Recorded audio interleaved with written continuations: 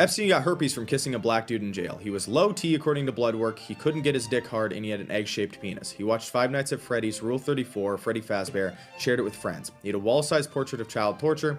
He donated $190,000 to child trans surgery and trans research, including 2 doctors and 1 institute. He exchanged gore and torture videos on email, exchanged child abuse material of 9 and 10-year-olds. He imprisoned a woman on his New Mexico ranch and forced her to give birth, stealing the babies upon birth. He admitted to being a sex trafficker in an email recounting his story with a woman where her face goes pale upon learning who he is. He boarded CIA planes, entered CIA's sensitive compartment information facility. He must have had intelligence connections to do so.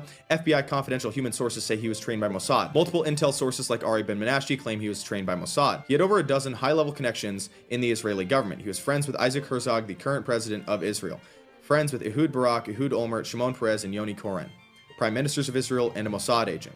He claimed to represent the Rothschilds. He called you Goyim and said you work while he gets rich. People are so irony poisoned that they don't take anything seriously, or they take a stance as a joke and then more information comes out and then their stance looks really bad, and so rather than admit they were wrong, they just keep defending it. Imagine that you're 9 years old. You like watching Cartoon Network. You like having Nerf gun battles with your friends. An adult strip you naked and take photographs of you. That's what we've seen in the emails. Then they make you give a man a massage. Well, that's what we've seen in court cases.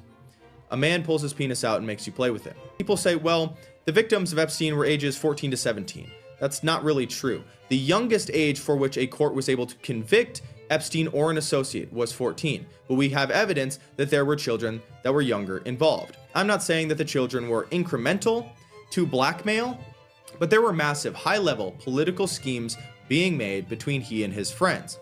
And I would say that the degeneracy is secondary to the high-level profile connections he had. Regardless, the degeneracy is important. Trafficking and child abuse is important, and it is disgusting. There is absolutely no reason you shouldn't know who your enemies are and understand what crimes they've committed.